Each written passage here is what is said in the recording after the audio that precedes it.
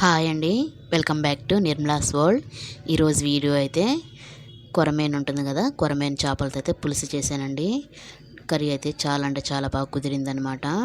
చిక్కటి గ్రేవీతో చాలా రుచిగా, ముక్క అనేది విరగకుండా చాలా అంటే చాలా బాగా కుదిరిందనమాట. మామూలుగా చేపల పులుసు అంటే ముక్కలు ఇరిగిపోతాయని భయం ఉంటుంది కదా, సో అట్లా ముక్కలు ఏమి విరగకుండా గ్రేవీ కూడా చాలా చిక్కగా వచ్చేటట్టుగా చాలా ఈజీగా చాలా సింపుల్గా చేశానమాట. టేస్ట్ అయితే చాలా అంటే చాలా బాగుందండి. చేపల కూర ఎప్పుడైనా సరే చేసిన రోజు కంటే మరుసటి రోజు బాగుంటుందన్నమాట. సో కర్రీ అయితే చాలా అంటే చాలా బాగా చూస్తున్నారు కదా, ఎంత చిక్కటి గ్రేవీతో వచ్చిందో. సో ఇప్పుడు ప్రాసెస్ అయితే చూద్దామండి. ఇప్పుడు ఇందుకోసం అయితే నేను ఇక్కడ 1 కేజీ వరకు కొరమేను చేపలను అయితే తీసుకున్నానండి. ఇవి బాగా వాష్ చేసుకోవాలి. ఇట్లా వాష్ చేసి పెట్టేసుకోవాలండి. చూసారు కదా, 1 కేజీ వరకు ఉంటుందన్నమాట. అలాగే ఇందులోకి ఒక మీడియం సైజు 2 ఉల్లిపాయలని ఇలా సన్నగా కట్ చేసుకోవాలండి. అలాగే చిన్న సైజు టమోటాలని ఒక 2 చిన్న సైజు అండి 2 ముక్కలు కట్ చేసి పెట్టుకున్నాను అనమాట. అలాగే పెద్ద సైజు మామిడికాయ ఒకటి ఇలా పెద్ద పెద్ద ముక్కలు కట్ చేసుకోవాలి. అలాగే కొత్తిమీర, కరివేపాకు. ఇందులో చేపల పులుసులోకి మసాలాల కోసం అయితే ఇక్కడ 2 టేబుల్ స్పూన్స్ ధనియాలు, అలాగే 1/2 టేబుల్ స్పూన్ మెంతులు, అలాగే 1/2 టీ స్పూన్ జీలకర్ర, ఒక 5-6 మిరియాలు ఇవైతే తీసుకోవాలి. అలాగే పెద్ద సైజు నిమ్మకాయ సైజు అంతా చింతపండు అయితే తీసుకోవాలి. తీసుకొని ముందుగా నానబెట్టేసుకోవాలండి. ఇంకా చేపల కూర గ్రేవీగా రావడానికి కోసం అయితే ఇక్కడ ఒక 3 టమోటాలను అయితే ఇట్లా చిక్కటి గ్రేవీ లాగా మిక్సీ పట్టేసుకోవాలి. మెత్తటి పేస్ట్ లాగా అయితే మిక్సీ పట్టేసుకొని పక్కన పెట్టేసుకోవాలన్నమాట. ఇవి చేపల కూరకు కావాల్సినవని. ఇప్పుడు ప్రాసెస్ అయితే చూద్దాం మనము. ముందుగా స్టవ్ ఆన్ చేసుకొని ఇట్లా పెద్ద కడాయి తీసుకోవాలండి. అడుగు మందంగా ఉండేదైతే చేపల కూరకి బాగా యూజ్ అవుద్ది, అడుగు అంటకుండా. సో అందువల్ల అడుగు మందంగా ఉండే పాత్రనే ఎంచుకోండి. ఇప్పుడు మనం మసాలా ప్రిపేర్ చేసుకుందాము. ఇందుకోసం అయితే ఫస్ట్గా ధనియాలు, మిరియాలు అయితే ఫస్ట్ ఫ్రై చేసుకోవాలండి. అంటే ఇవి వేగడానికి కొంచెం లేట్ అవుద్ది కదా, సో అందువల్ల మంట అనేది మీడియం ఫ్లేమ్లో పెట్టి ధనియాలు, మిరియాలని కొంచెం ఫ్రై చేసుకోండి. ఇవి ఇలా కొంచెం వేగిన తర్వాత ఇప్పుడైతే లాస్ట్గా మెంతులు, జీలకర్ర వేసుకోవాలి. మెంతులు, జీలకర్ర ముందుగా వేసేస్తే ఏంటంటే మెంతులు త్వరగా వేగిపోతాయి కదా, సో మెంతులు మాడితే చేదు అనేది వస్తుంది అనమాట కూర. అందువల్ల మెంతులు, జీలకర్ర లాస్ట్ వేసుకోవాలి. చూస్తున్నారు కదా, ఇలా దూరగా అయితే ఫ్రై వేగనివ్వాలి. ఇలా మెంతులు అనేది బ్రౌన్ కలర్లో వచ్చే వరకు కొంచెం ఫ్రై చేసుకోవాలన్నమాట.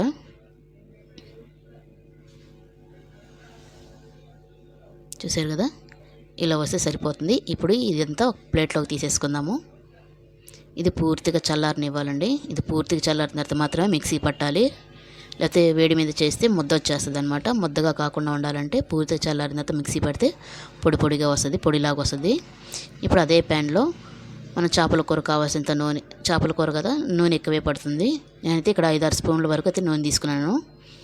ఈ నూనె కొంచెం వేడవ్వాలండి.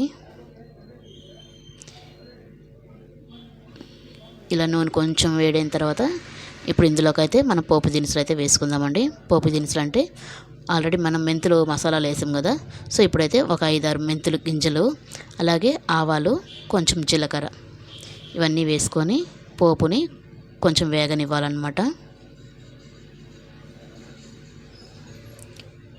పోపు ఇలా వేగాలండి.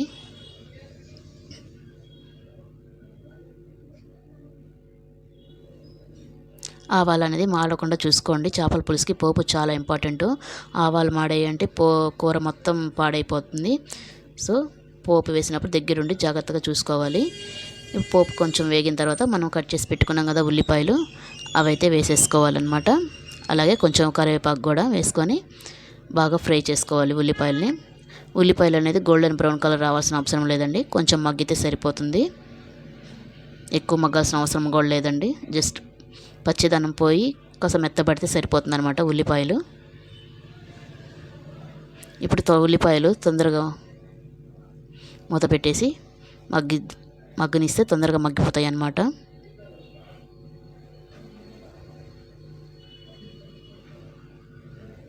ఇప్పుడు చూద్దాం. చూసారు కదా, ఇలా మూత పెట్టేసి ఒక్క నిమిషం మగ్గనిస్తే సరిపోతుందండి. ఉల్లిపాయలు అనేది తొందరగా మగ్గిపోతాయి. ఇప్పుడైతే ఇందులోకి మనం ముందుగా కట్ చేసి పెట్టుకున్నాం కదా టమాటో ముక్కలు, ఇది చిన్న టమాటాలు అండి. ఒక 2 టమాటాలను అయితే ఇట్లా ముక్కలు కట్ చేసుకున్నాను. అలాగే టమాటో పేస్ట్ కూడా వేసుకున్నామంట. టమాటో పేస్ట్ చిక్కగా ఉండేటట్టు చూసుకోండి. అలాగే కర్రీకి సరిపడినంత ఉప్పు కూడా వేసుకోండి. అలాగే పసుపు కూడా ఒక 2 టేబుల్ స్పూన్స్ వరకు అయితే పసుపు పడుతుంది. నాన్ వెజ్ ఐటెం కదా, పసుపు ఎక్కువే పడుతుంది. సో నేనైతే ఇక్కడ 2 టేబుల్ స్పూన్స్ వరకు అయితే పసుపు తీసుకున్నాను. ఇలా పసుపు కూడా వేసుకొని మొత్తం ఒకసారి బాగా కలుపుకుందామండి. చేపల కూరలు అన్నిటికంటే కొరమైన చేపల పులుసు చాలా అంటే చాలా బాగుంటుందండి. కొరమైన కొంచెం కాస్ట్ ఎక్కువ ఉంటుంది కదా, కానీ టేస్ట్ అయితే కర్రీ టేస్ట్ అయితే చాలా అంటే చాలా బాగుంటుంది. మీరు కూడా సేమ్ ఇదే ప్రాసెస్లో ట్రై చేయండి. కూర అంటే చాలా బాగా కుదురుతుంది అన్నమాట. టేస్ట్ అయితే చాలా బాగా కుదిరిందండి. మీరు కూడా తప్పకుండా ఇలా ట్రై చేసి చూడండి, మీకు కూడా చాలా బాగా నచ్చుతుంది. ఇప్పుడు చూసారు కదా టమాటా పేస్ట్ అవన్నీ వేసుకొని ఇలా బాగా ఆయిల్ పైకి తేలే వరకు అయితే బాగా మగ్గించుకోవాలన్నమాట.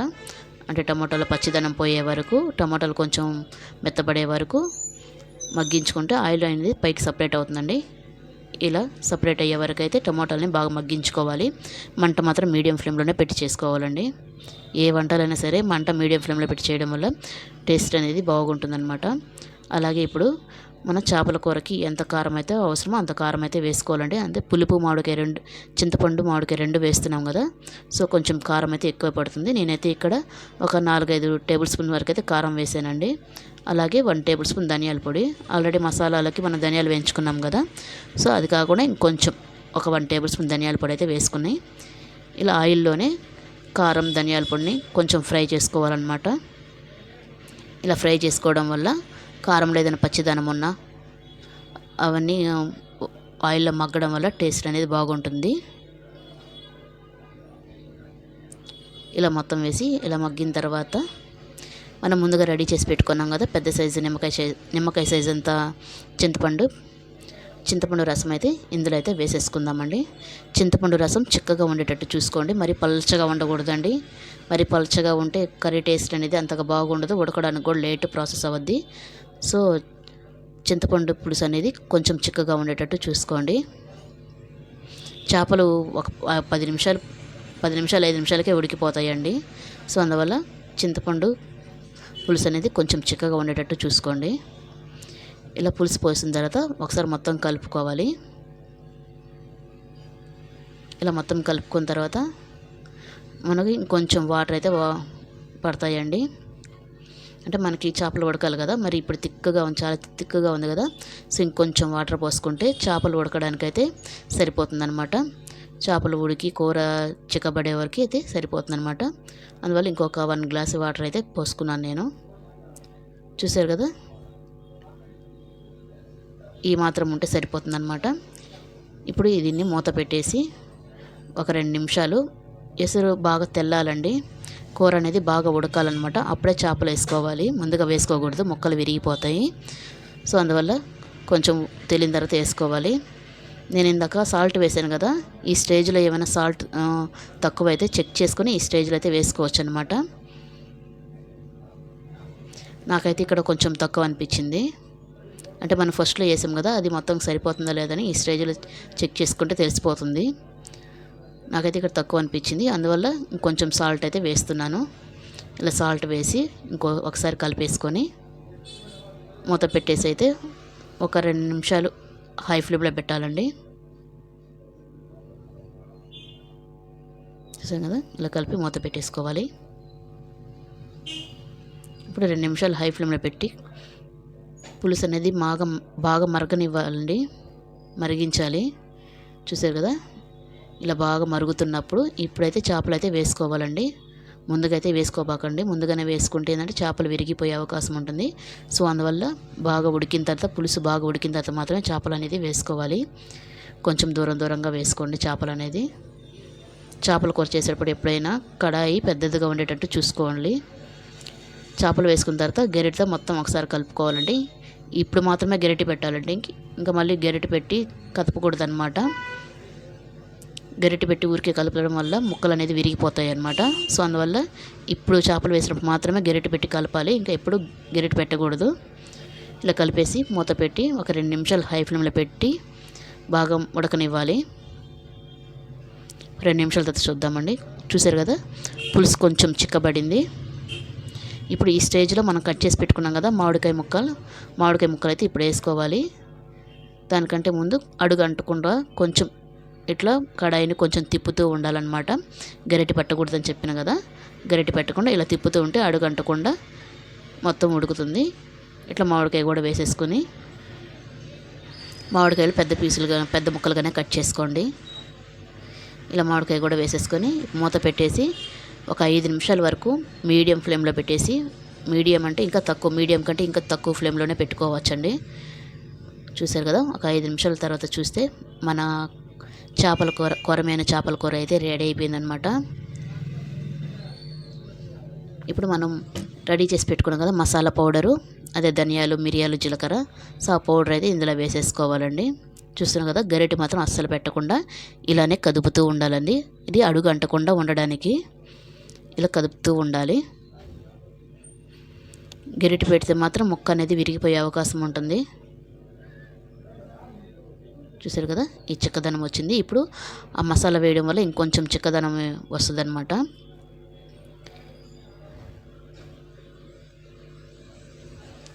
ఈ మసాలా పౌడర్ మొత్తం వేసేసుకోవాలండి.